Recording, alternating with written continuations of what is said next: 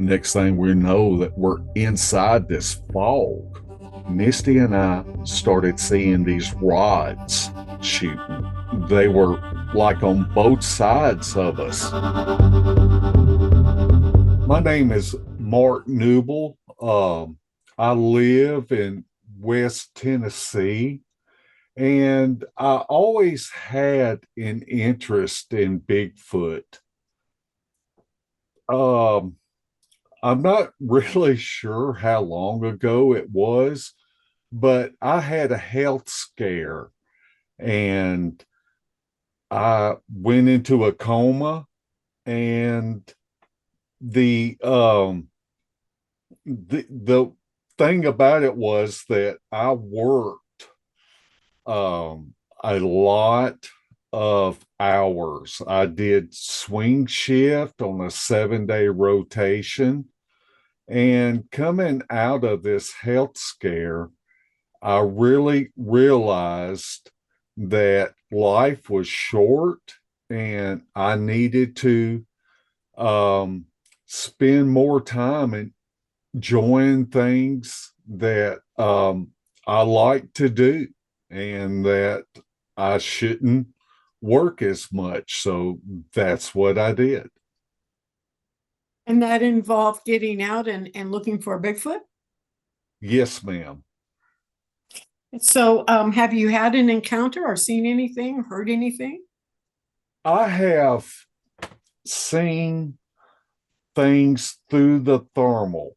The first one was in Oklahoma, to where we there was a feller that had a thermal. I didn't have one at the time, and I was able to see it through his thermal. And the second time was I was with Brenda Harris had asked me to come out to New Mexico to speak at her conference. And she took us out. Uh, it was kind of funny. She told us, she goes, I'm going to take y'all out and up on the mountain where we had our experiences. And it was Bear and Dan Ricky. Um, Jade was with us. And so she took us out. And it was really funny that uh, I I called dibs on riding with Brenda because I knew that this place was the mountain was about an hour away. So I said dibs on riding with Brenda, and that was a great ride out there because she is the go-to person for people on the res. She is Navajo, and I just enjoyed my time spending, living there on the res with her. And so as we're driving, she would like point out, over here is where this happened. And these people called me to tell me what happened over here. And she'd go in, and go into great detail telling me the stories. And by the time she'd finish the story, she'd point and she'd go, "Oh, over here, this is where that happened." Well, tell me And some of so those stories that she shared with you.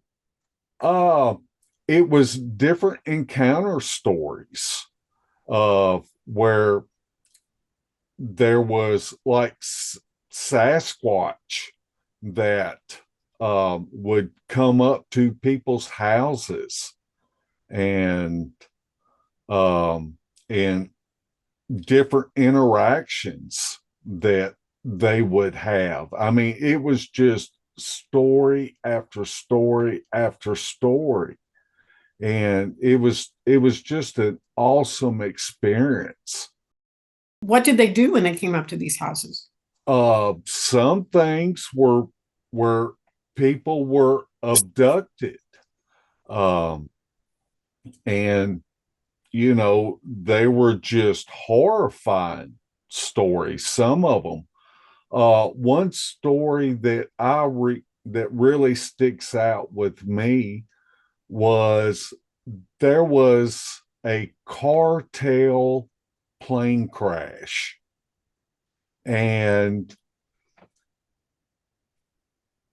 some of the Navajo people that had witnessed this plane crash went to help, went to try to be first responders and try to see if they could be any assistance to the people that were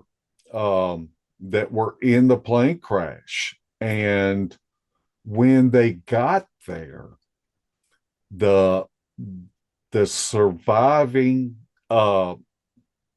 people that were on the plane, the cartel members, started shooting at them. And so they backed backed away, stood down. And so they got a hold of the law enforcement to come up there. And when they got there, the cartel people that had survived a plane crash, they were ripped to pieces. And it was pretty apparent that the Bigfoot also witnessed this, saw the Navajo people coming in there trying to help, and saw what the cartel did and took ownership of the people that were trying to help, and they went in there and just ripped them to pieces. Did they see Bigfoot there? Or did they just have like footprints or things like that? Or was it just, how did they know? It was pretty apparent with the evidence there, with like what you said, that with the footprints and the evidence that they left, the DNA, that these people were slaughtered after the plane crash, that they had survived the plane crash. And of course, it's pretty apparent that it was that they shut that down. The government agencies come in there and hushed it and shut it down. They just didn't let any of that information get out, right? Correct. Well, that's interesting. So what other stories did she have to tell you? Oh, it is just amazing.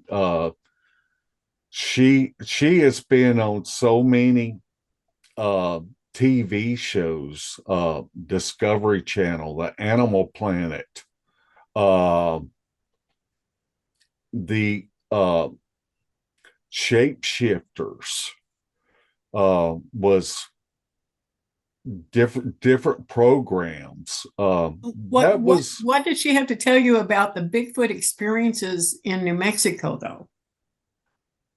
uh her first experience when people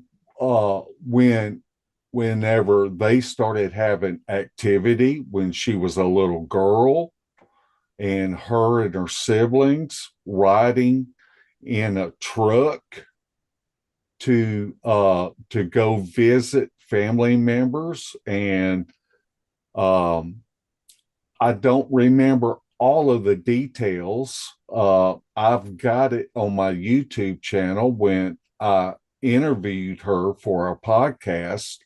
you know, of different things that her parents, you know, she saw it, how it kind of freaked out her parents when she was a young lady, married, and her and her sister and her brother and a Bigfoot that was trying to get uh, into the house.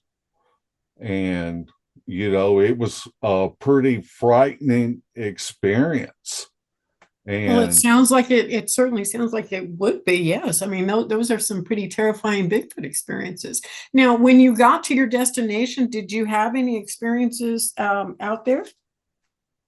we did. The first thing was at the conference, and it was before the conference started. And those mountains, I can't think of what they actually call them, but there's like no, where she was at, there was like no trees. And probably, I don't know, a tenth of a mile away, Dan Ricky looked and he goes, "Hey, that looks like a trackway going up that mountain." And so we got some binoculars and looked, and sure enough, it was a trackway that went from the river through her property and up that mountain. And I mean, it was plain as day to see the the trackway going up the mountain. After Brenda had taken us to this mountain that I was speaking of earlier, she it got dark. We started a fire, started just sitting around, and we had some thermals. And one of it was kind of funny that there were two people that were looking through the thermal, and look, from my viewpoint, looking at them and seeing how they were going, "Hey, there's something up there, it's moving." And I was sitting there watching them,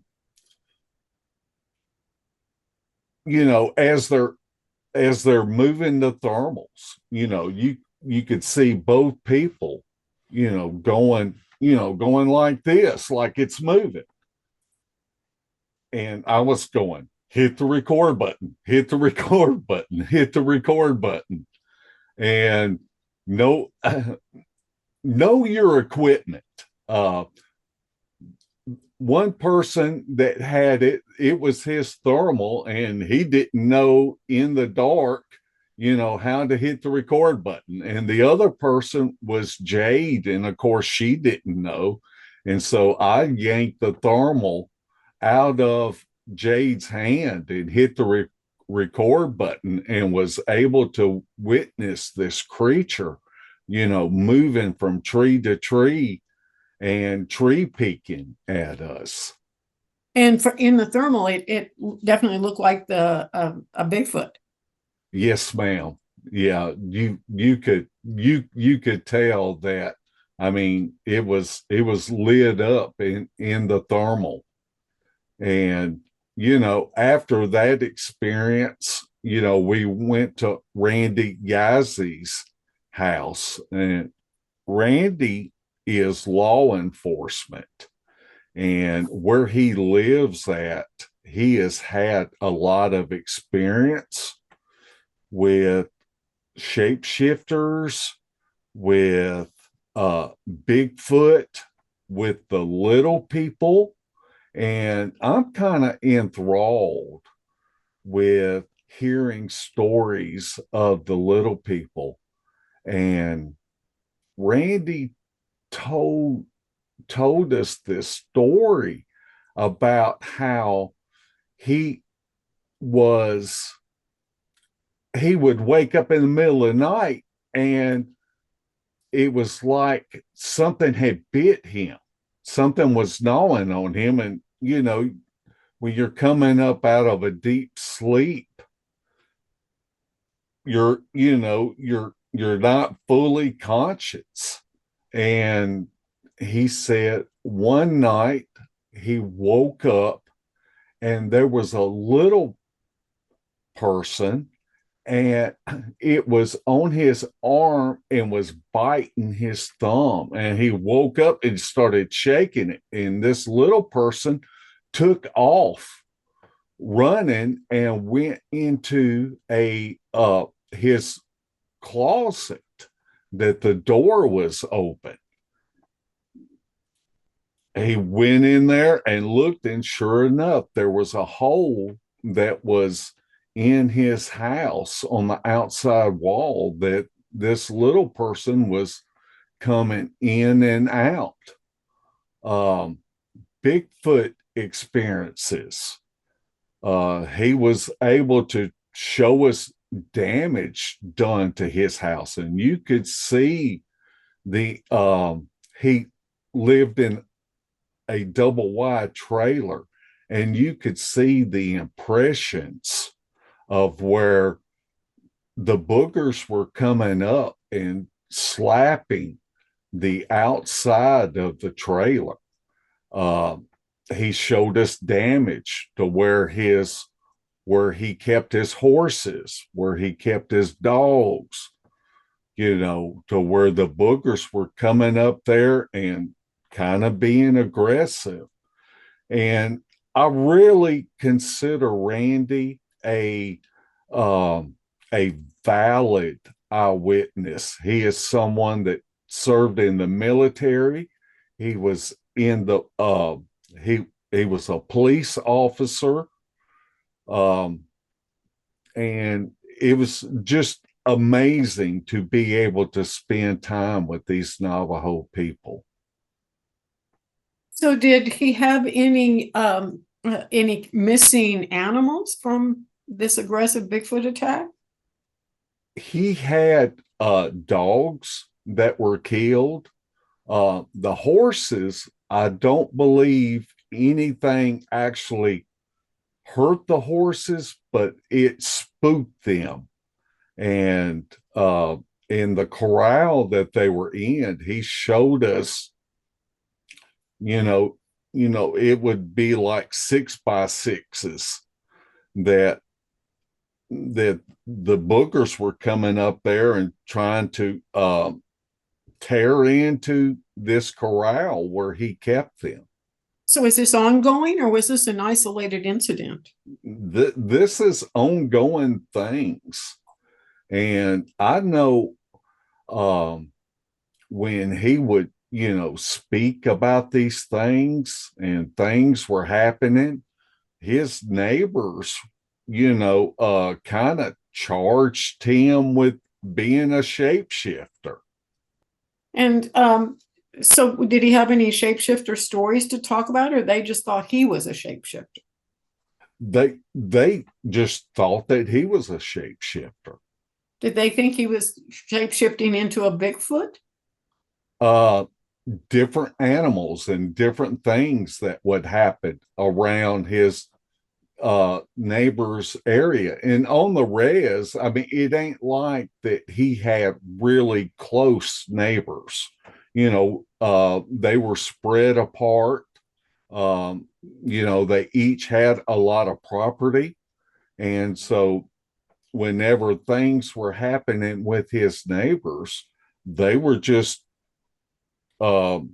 thinking that Randy had something to do with it. So were they also having damage to their property and losing animals? I don't remember all of the stories. I would have to go back and reflect on the different things that Randy was saying. So when you got to this location, you someone saw the thermal and you took it out of their hand and you saw it too. Did you have any vocals or anything like that, or was it just the visual on the thermal?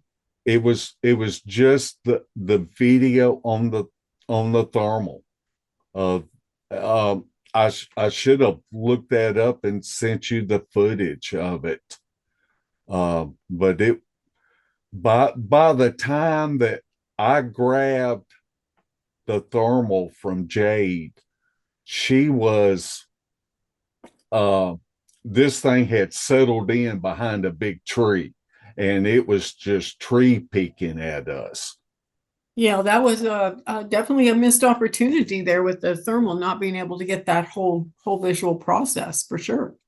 Absolutely, because from my point of view, watching Bear and Jade, they're sitting there just being able to, seeing them both move at the same time, turning and looking. And of course, when you're looking through any type of night vision, you get night blindness of things that are around you, and they couldn't see what each other was doing. But from my viewpoint, I was sitting there watching them moving the same direction, jerking. Have you had any other experiences besides those? I have sent you different audio clips. I guess my little niche is audio. I've had people like Randy Savick, uh, David Ellis of the Olympic Project to really take me under their wings and teach me about being able to take audio and putting it on a spectrogram.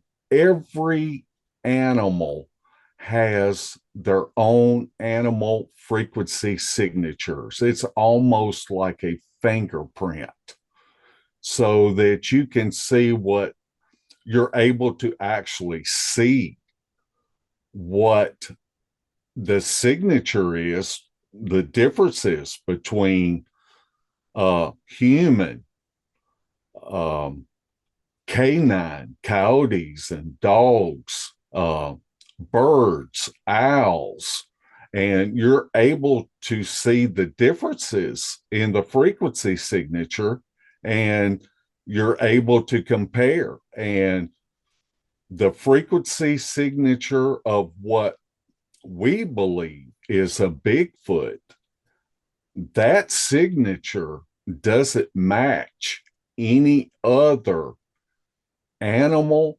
signatures that science recognizes.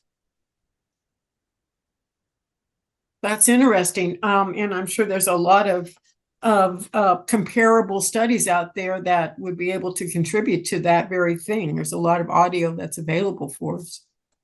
Absolutely. Not What's only the from, number one area that you've gone to that you've been able to get the most audio or vocal? I have probably, um, I call it going boogering, but I have gone boogering in, I don't know, 17, 18 states over the years. And it's really amazing, not only what I have captured, but what other people have captured in different areas. Um, and to be able to take it and put it on the spectrogram and go, wow, this is definitely not coyotes that are howling, or this isn't an owl, you know. Right. Yeah, I think that would be extremely valuable when people are getting these sounds they can't identify what they are necessarily. It'd be good to have something to differentiate those. Yes, ma'am. So, what else can you tell me about Bigfoot? What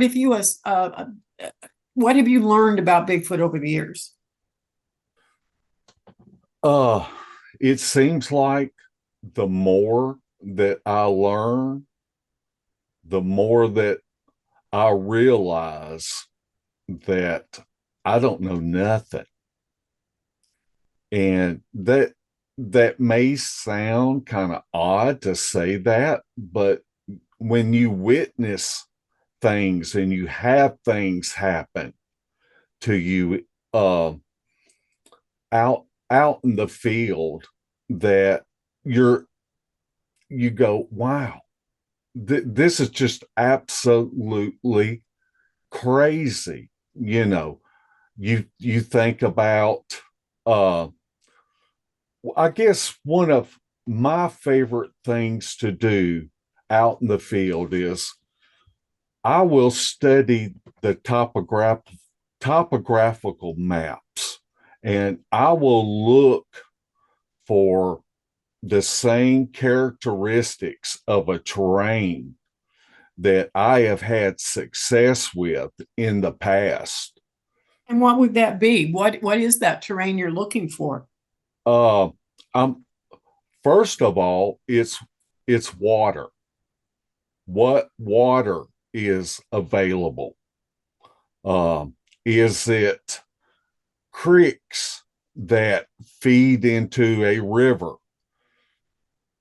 And then once I look for that, I'm looking for saddles, like in ridges that come down, that would be natural, uh, where other animals are using animal trails that would follow this water and be able to feed, whether if it's deer that are just like browsing and moving, through an area.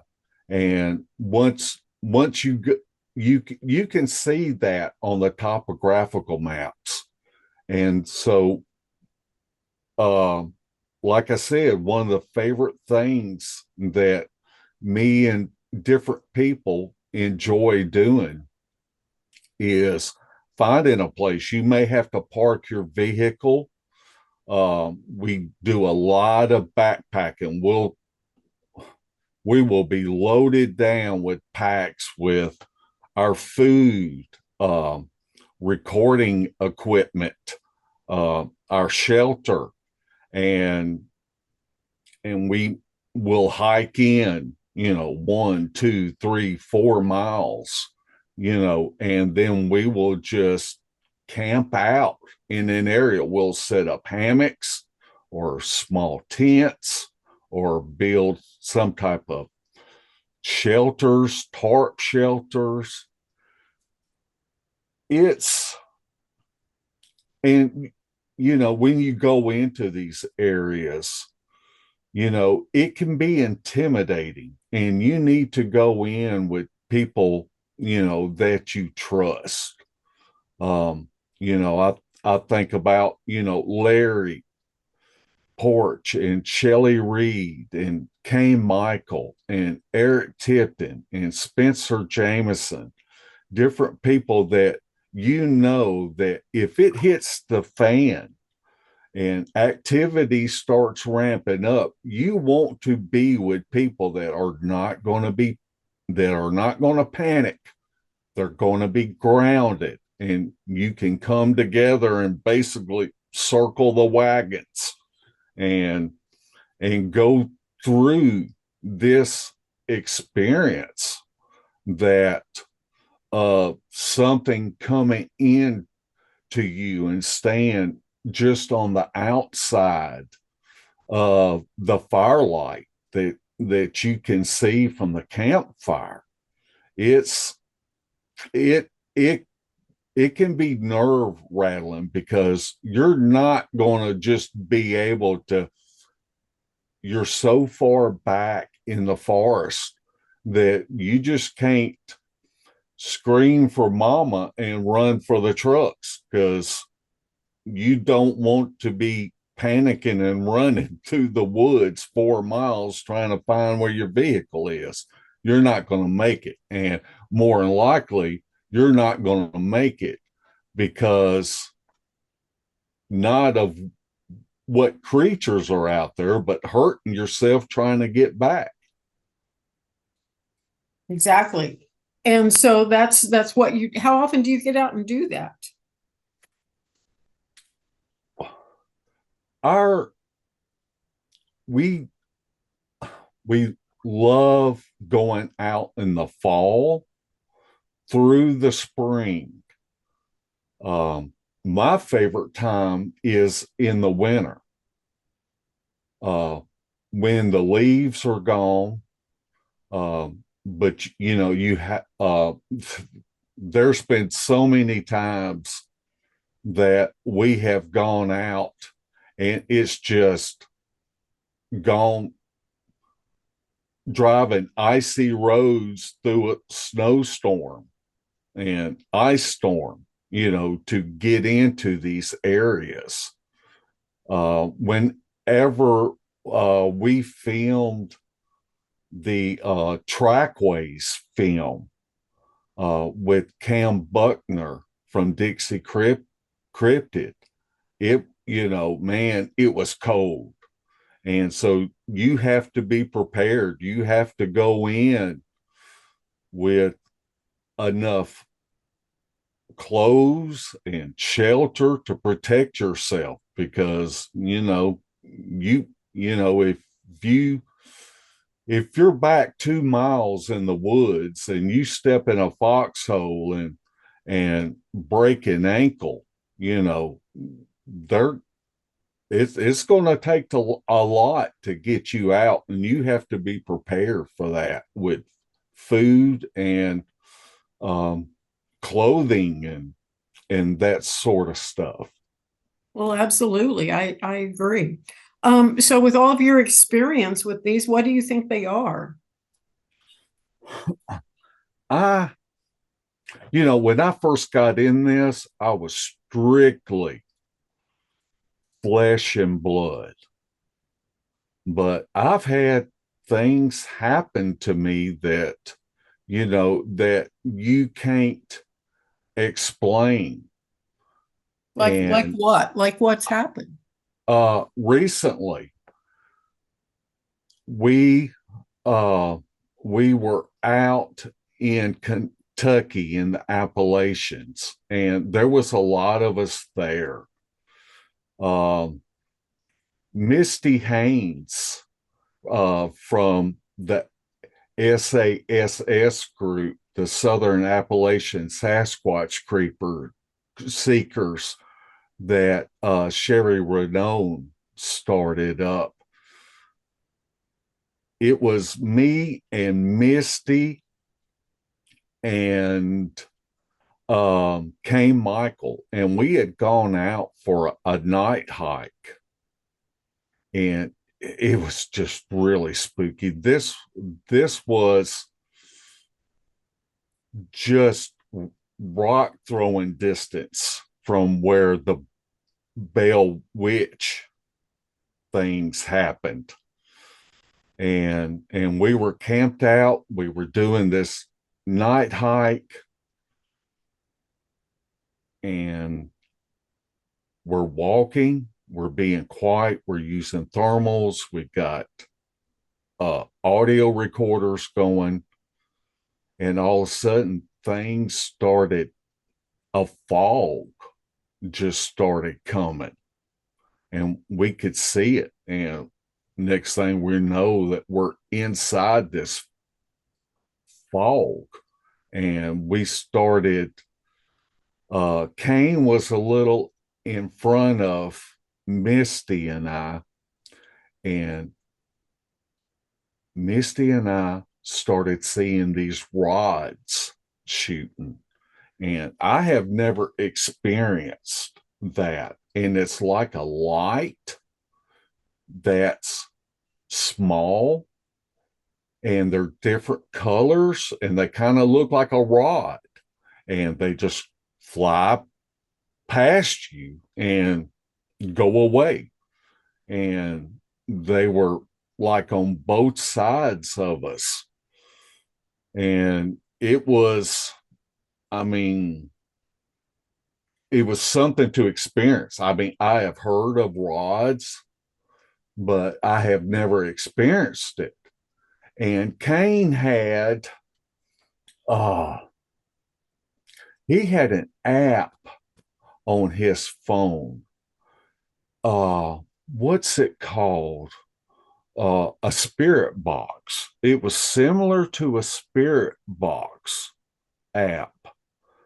And like you could ask questions and it would give you like different answers. And then every now and then it would just blurt out, words. And at one time, this thing just started blurting out Satan, and you hear that and you're in this fog and different things are going on around you and you're hearing noises. That's that's that's enough to give you the creeps, And at one time, it's I can't remember exactly what it said, but it started like trying to talk to Misty and saying um, creepy things to her. And it was funny because Misty is so grounded and she talked back to it. And she did it with humor. She said, "Don't threaten me with a good time." And we just all just started laughing, but at the same time it was really creepy of these things that were going on, and watching these orbs and seeing things through the thermal. So did anything else happen other than, the fog set in, these rods, these colorful, bright light rods were moving around you, and then the phone app went off and was talking. Was that basically what happened that night? Nothing that we felt like that we were in danger. It was just like things were just happening around us, different things. And but we none of us ever felt threatened. I think some people might have. Maybe the fact that you didn't feel threatened probably contributed to you not having an incident that night. Do you think? I think so. I feel like a talent that I have, a little niche, you might say, is I enjoy taking people out that have never gone out boogering. And I feel like that I'm able to ease people when we're out there and howls, or you're hearing something moving through the woods, and you've got people and you can see it in their eyes, they're getting spooked. And one of the things that I do, I have probably taken out probably at least 75 people that have never been out boogering before. And one of the things that I do is I give everybody a job. I give everybody a responsibility, whether if it's looking through a thermal, whether if it's carrying a recorder, and and then I will take an experienced person and I will say, help me watch these people, because the worst possible thing that you can do is break and run. Um, Prey runs, and I don't want to be prey. And I'm really more worried about somebody hurting themselves, trying to get away and just panicking and running. And I have told people before, if you see this person and they look like they're getting ready to break and run, you get close. And if you have to, you tackle them. Because that's the worst thing that you can do is run. You need to pull the troops together and close in and get close to each other whenever howls and things like that, and things, things like rock throwing, or if uh, something acts like it's going to rush in on you. You know, that can be a scary thing, and you need to be grounded. Well, it sounds like you've had a wealth of experience out there in boots on the ground research and taking people out, and also some just really interesting experiences. I think a lot of people would have been unnerved by a lot of that, but you've probably experienced it enough by now to just feel like you know what to expect. Absolutely. Probably one of my favorite experiences is when Kay Michael and Eric Tipton had us come up to Salt Fork in Ohio, and they are excellent trackers.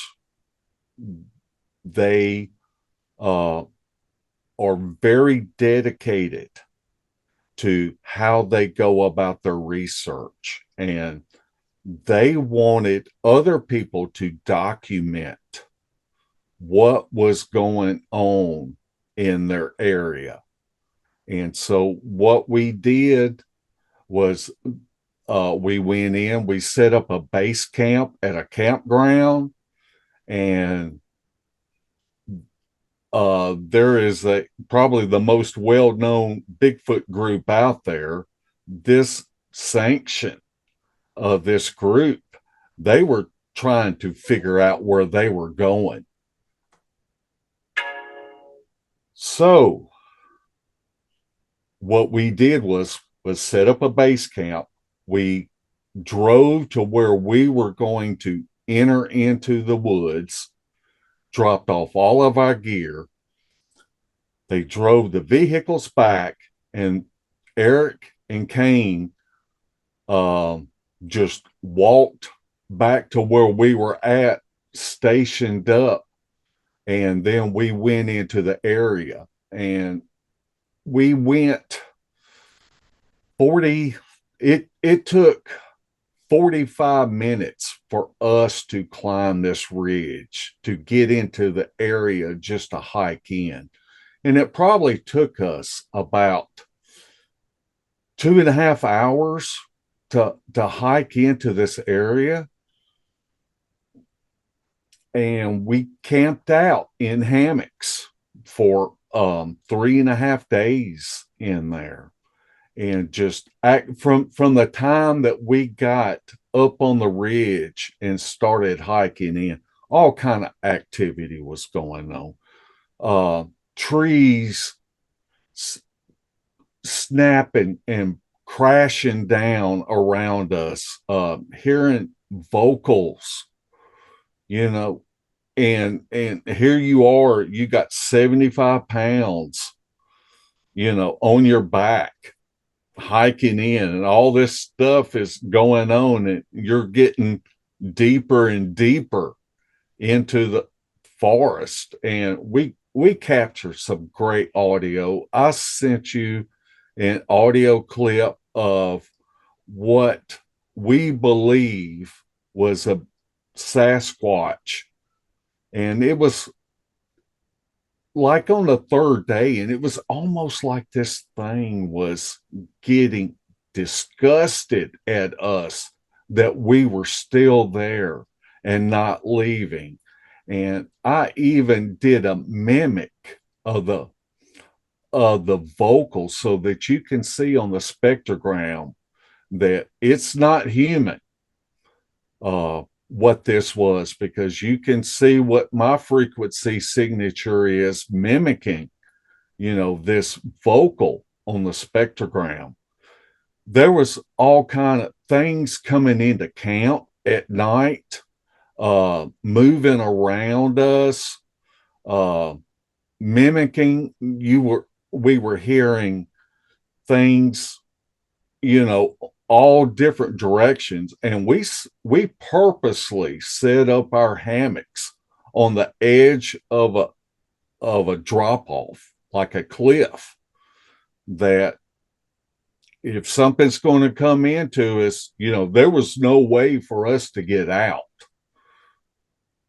It was quite an experience, one that I will never forget. And I really like the way that Eric and Kane go about their research. What they do is they track where these animals, the corridor that they are using, and how often they come through a certain area. And so what we were doing was setting up in front of them, wanting to be able to already be there whenever the Bigfoot would come through.